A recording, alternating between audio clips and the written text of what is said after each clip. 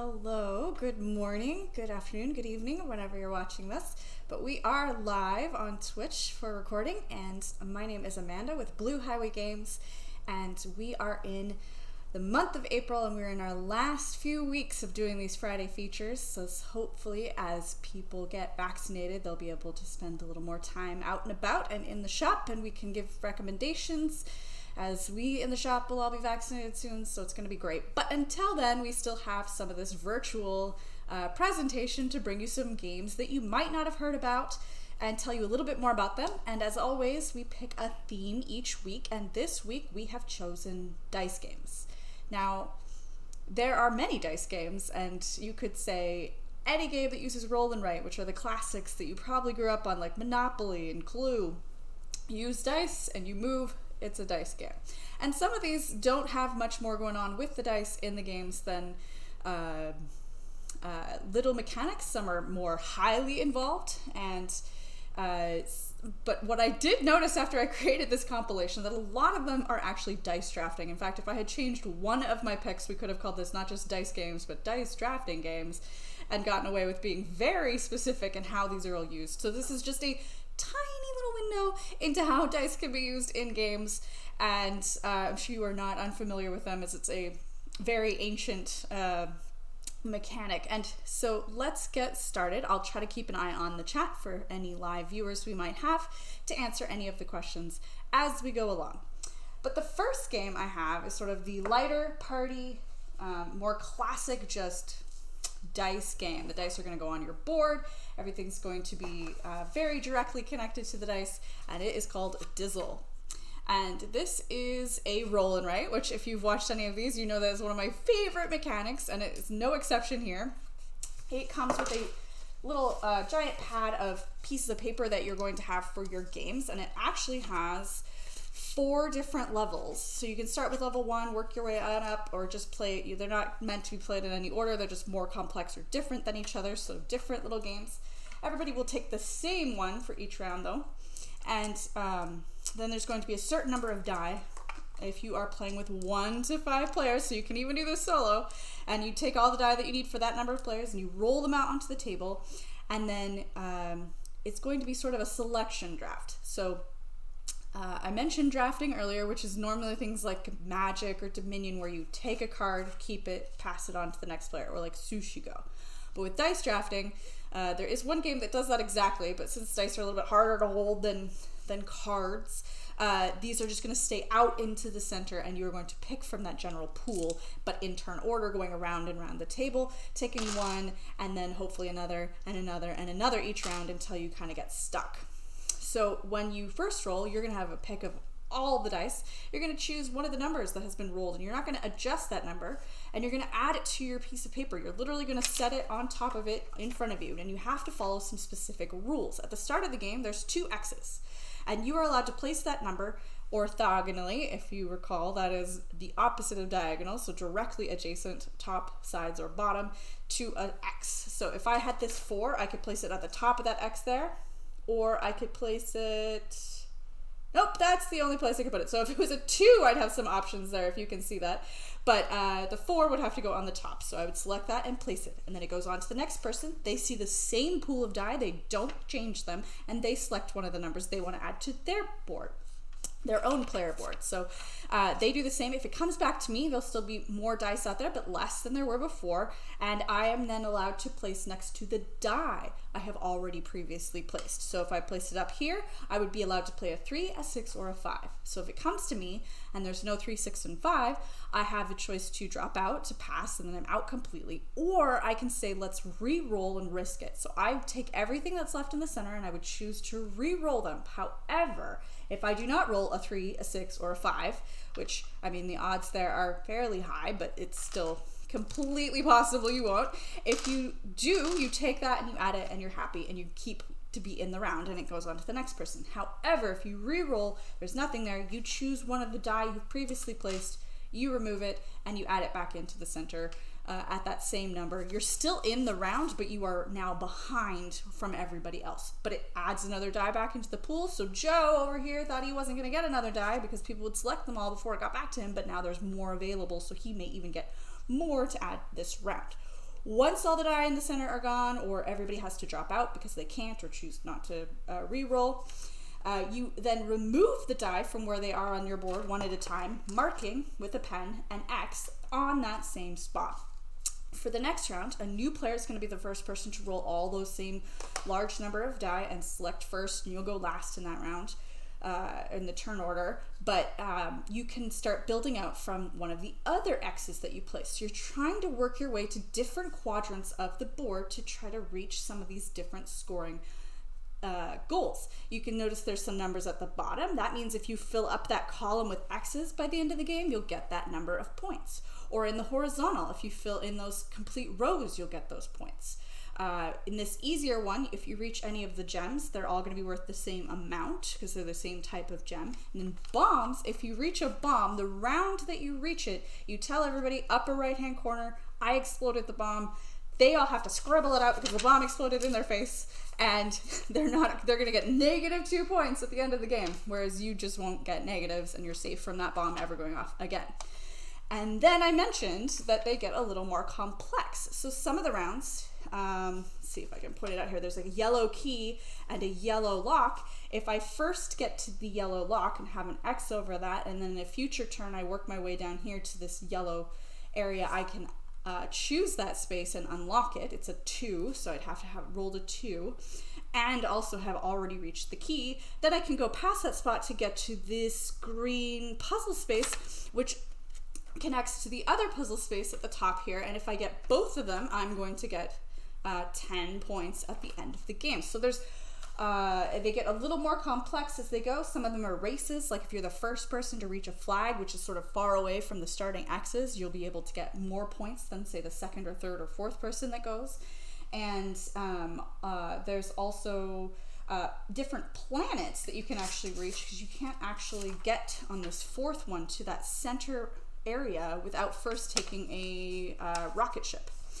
So there's a lot to think about. It's really fun, kind of puzzly. It's definitely more of a camping game, a picnic game, a pub game. It doesn't require a lot of rocket science, just choosing your numbers, filling out your board, trying to get as many points as you can.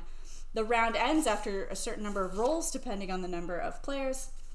And at that point, you add up all those things that you may have scored on your sheet, and that gives you your points. And I'm the kind of person that always keeps all my old sheets, so I could probably dig through this box here and find out whether or not I won on some of these, but probably not. But that is Dizzle, which is normally $19.99, but it will be 20% off for the rest of this coming week till next Thursday, April... Man, I looked up 15th. All right, moving on. So I wanted to have one dice game that featured unusual shaped die. So most of us are familiar with those 6-sided die that are like in Dizzle and all the other games I had.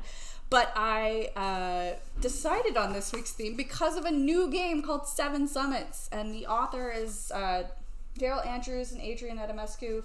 And it is a light but slightly more complex than Dizzle, but it's still on the kind of quick and easy social game. It's push your luck, and it doesn't use regular D6s. It uses 4-sided dice, which look like mountains, which is great because the theme of this game is mountain climbing. So the dice not only are unusual, but they serve a purpose, and they're not just there for kind of being fun and novelty. The board is quite small. It's just this little guy, and you are going to have a meeple at the bottom of each of the different colored mountains. I don't know if you could see those colors there.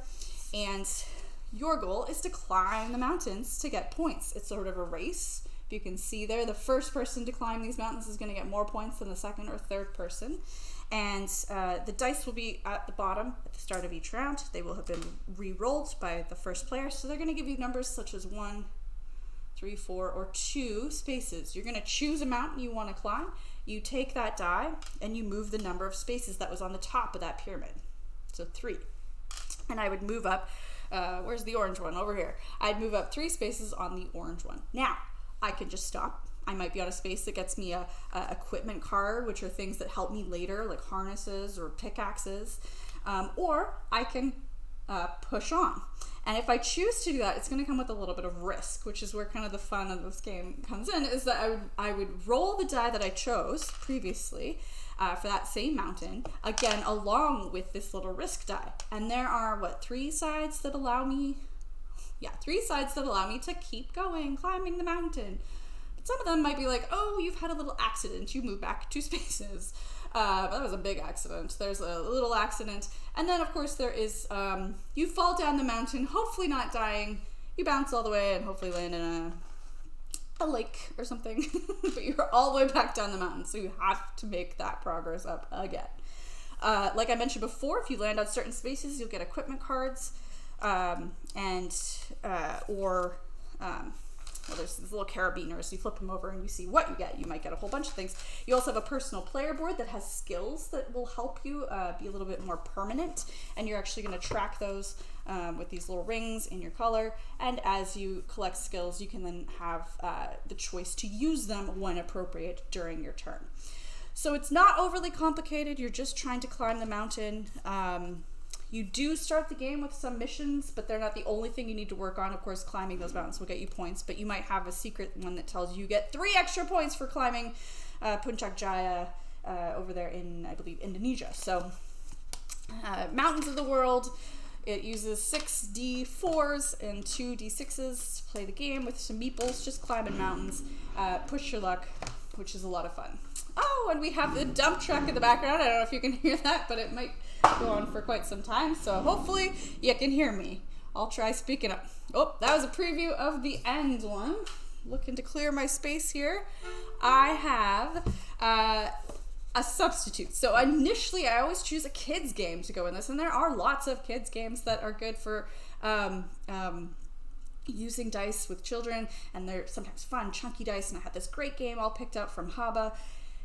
And we sold out. It was popular, so it's not in the store. And so late yesterday, after I'd sort of planned everything, they're like, you need a substitute for your stream. So I picked one that's on my shelf, which is a huge family favorite. It's one my husband and I play lots and lots. And it's actually by the same people who designed Seven Summits, so it kind of goes together. But it is Sagrada, and this is a very colorful dice game about filling up your windows in a church with let me show you these windows. They're these great little player boards. Everybody gets one of their color, and it's got spots that you're gonna I don't know if you can tell, but they're insets, so they will hold the die in place as you play. But everybody's gonna have a different kind of rule sets for their window that they're gonna then slide into their player board here, and it will be nicely tucked in there, kind of giving you some guidance on what to put down. And the dice themselves are once again drafted like we saw in Dizzle. So a player rolls a certain number depending on the number of players, and then they're going to choose one of the die that was rolled, keeping the number consistent. Now, color is also very important in this game. So I don't know if you can see that, but there's like green and yellow and blue and red. So you're going to choose based on number and color, and then you're going to have to figure out where to put it in your player board. It is a very puzzly little game. You have to start on the outsides. If there is a number pictured, you have to obey that. It has to be that number. If there's a color pictured, I don't know if you can see that, it's like purple, blue, green, you have to obey that. If it's blank, you have a choice. However, you can never put the same number next to the same number orthogonally, or the same color next to the same color orthogonally. They can be diagonally adjacent, which I know you know what that means, but orthogonally they have to be different. So if I placed a 4 here to start the game, that's good, because the 5 is next to it, so it's obviously not going to be a 4, but it couldn't be a yellow 5 because I already have yellow there, and that would be directly adjacent to it. And I can't make it a 4 in the space beneath either. I would have to choose a different number in the future round. So I select one die, it goes around the table, everybody picking from that same pool of die, and then the person who is last gets to choose again immediately. And then it's going to reverse the order and come back to whoever was the start player, and you will be left with just 2 die out in the center of the table to place for your second die. So you get the first pick, it's great, but then you're also going to get the last pick, and you have to make it fit. Now, also, once you've started building out with your die, each one that you place has to be diagonally or orthogonally adjacent to one that you placed before. So I was really probably not smart in starting in the corner because I'm restricted to a 5 and a blank space. Well, I don't have a 5 in my 1 and 2, but I could choose this 1 green. I couldn't choose the 2 because it's yellow, and it would have to go right next to that, and it's also not blue, so it doesn't fit in that space. So I would take the 1 and place it here. Now, you say, why are you doing this? The reason you're doing this is each game, you're going to have 3 cards out on the table, and they'll be different each game and in different combinations, which is why this game is so replayable.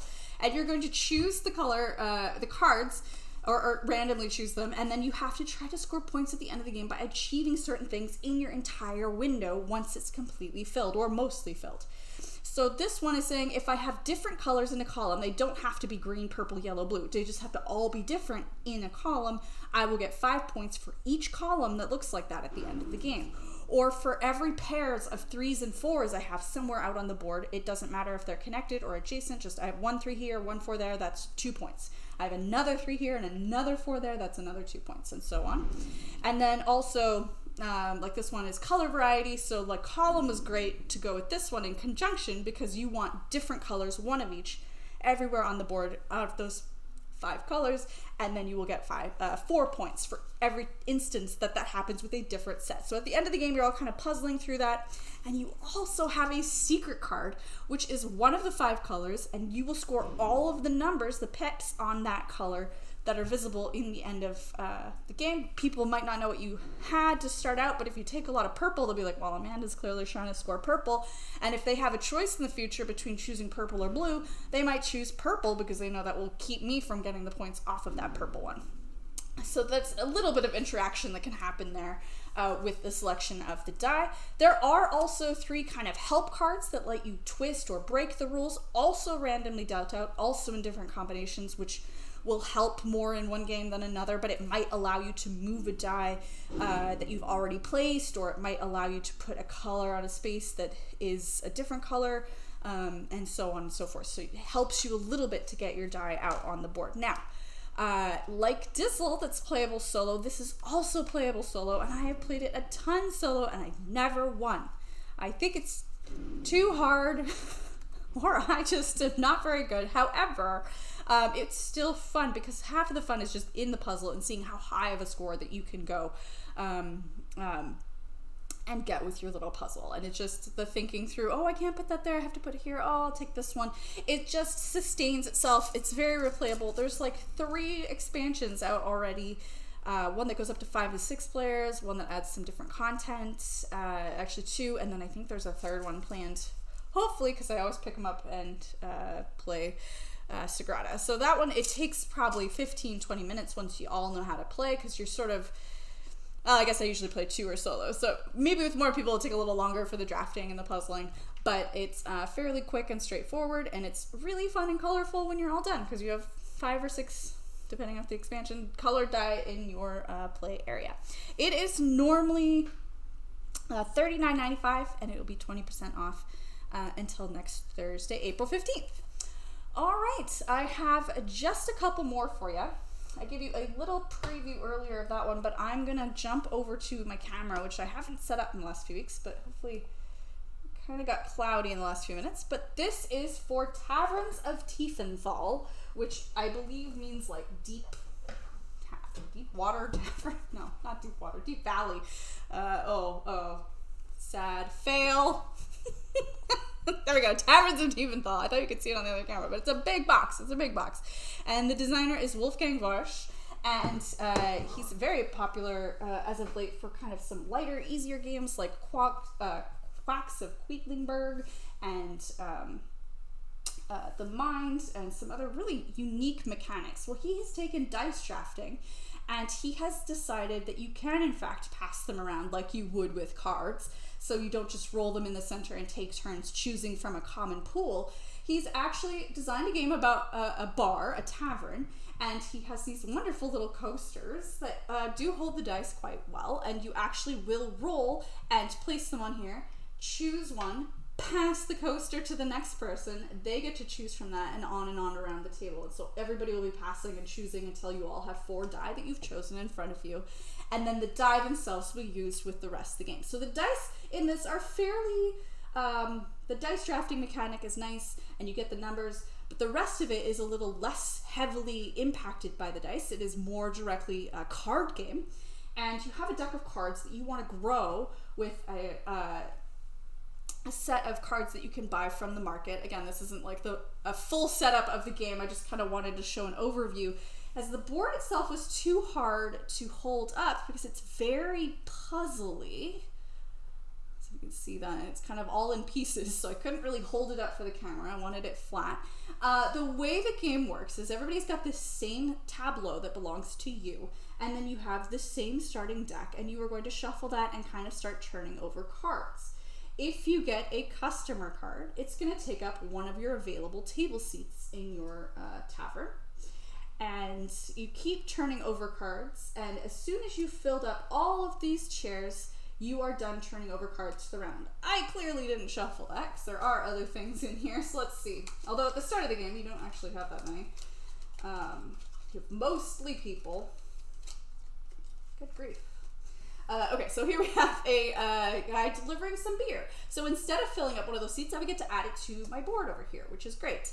And it's going to be just kind of tucked next to the appropriate location on the board. As you buy more of them, you might have to spread out a little bit on each of the sides. And then once you've gotten to that last, let's say this is at the beginning of the game, we filled it up pretty quickly, and we are done. So then we are going to see all the cards we have out. We're going to draft the die, taking one, passing them around. And then when we have all selected our die, then we take turns to use all of the die that we have drafted all at once out on the board. And what you're doing is you're trying to collect the numbers that correspond to the cards or the different locations on your board. So here I have a customer who wants a 2, and he'll give me 2 money. So he's saying, I want the number 2 draft, and then I'll give you a 2 coin to pay for that. So if you've drafted a 2, you could place it here, and then he'll give you 2 money. Now there is no physical money in the game, which was at first something a little hard to wrap my head around. You just sort of add up how much money you have, spend it immediately, because there's no real way to save it, although you can save up to 2 coins down here at the bottom of the board with this little tracker. But you spend most of your money to buy more help for your tavern, somebody to do the dishes, which these allow you to modify the die that you have picked and drafted by 1 point and move it up higher, so you could go from a 4 to a 5. Or you could have a waitress, which is actually going to give you one of your personal colored die that you can roll along with those others that you can use. It will go away as you clear out the round. However, you can have up to 3 of these and have 3 of your colored die to play each round. And you can actually add more tables. So again, this is kind of smushed in here for the camera, but you would place it on the end, and you could continue to draft more or draw more cards to fill up your tableau, because you'd have more tables to seat those people at, which is kind of the fun of the game. Now with the money you do those things, you also can upgrade all of these puzzly pieces on your board. So right now, if I had a 1 or a 6 die, instead of putting it up on a customer, I could choose to go down here and I'm going to get 1 beer. Now, why do I want beer? I'm serving these people number beer. Well, the beer itself allows me to choose from some of the customers that are available in that round. Well, there's the cord. Great.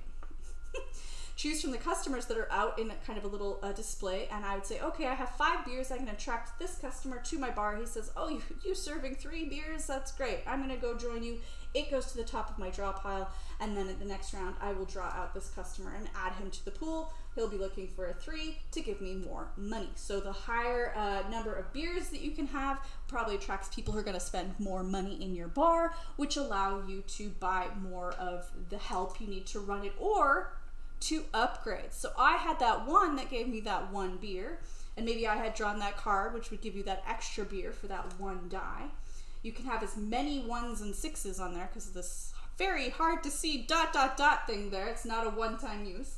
But if I upgrade, every die I place there actually gets me 2 beers. So each of these little components that you have around your board can be upgraded for a certain cost that then give you a better offering on the back side.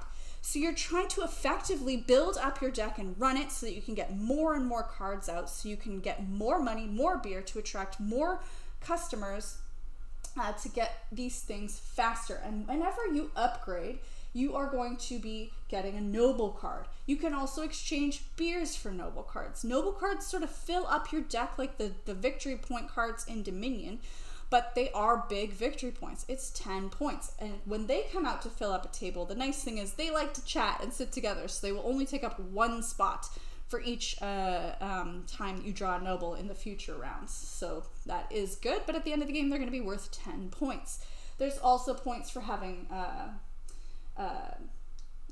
certain cards in your deck that you've earned over the round, having the customers, and so at the end, you go through your whole deck, counting up all the points that you see on all your cards, and whoever has the most points wins. Now, there's a central location that we are moving around when you do certain things with some of the visitors here in your bar that allow you to move around and get some bonuses. And you can get kind of a permanent waitress that helps you get one of your personal die each round. So there's a lot going on. And not only that, the box itself, when you buy the base game, comes with like 2 or 3 modules that you can add on that use components that aren't flipped or rotated even in this basic version. Other things that are still in the box that would be added that kind of add many layers to this game. So it is mostly a card game, but it does use a dice drafting mechanic that you pass the die on those little coasters to select them to place on spaces in your bar to try to get more points. And normally this one, as our big game for the week, is $49.99, but it will be 20% off until next Thursday. All right, now the last game I have is the most unusual way to use dice in a game that I've selected. It doesn't have an element of dice drafting. It is, you have 2 die, everybody has 2 die, and then there are some cards in the middle of the table, and you are trying to roll your die to get resources to get points. So it's called Dice Forge, but what makes it so unusual is you are going to actually modify those 2 die that you have. They're big, they're chunky, and the faces on the die themselves pop out, and you will be replacing them with upgraded numbers and components and actions that you can take. So at the start of each round, everybody's going to roll their die and take whatever they roll. Now at the start of the game, that's a lot of like single gold coins or single red resources, moonstones and firestones, and you're going to track it on your personal player board. Now these are in front of you and you have your little trackers that'll move up, and then when you want to buy cards, you have to go to the marketplace, which is on the center board, and purchase those cards. So I'd pay 1 moonstone and get the card that is here. The card itself might have an action on it. It might have something that is a permanent effect. This one doesn't. A lot of them are single time use, but you would get to do them when you buy the card. Or instead of spending the resources you got when you rolled your die and took those things, you could go buy new faces for your die to try to get better rolls in the future. So I've pulled out a few. So right now, there is 1 2-pointer. That's all that means is you would just track 2 points on your board right away for the end of the game. So you're working on that. But maybe you're like, oh, I don't want 2 points. I want to roll 4 points. So you would go to the market. It's going to cost a certain amount to buy that die. You spend that gold off of your little marker player board. You choose that new face, and then you go over and you use that same one that you just picked up.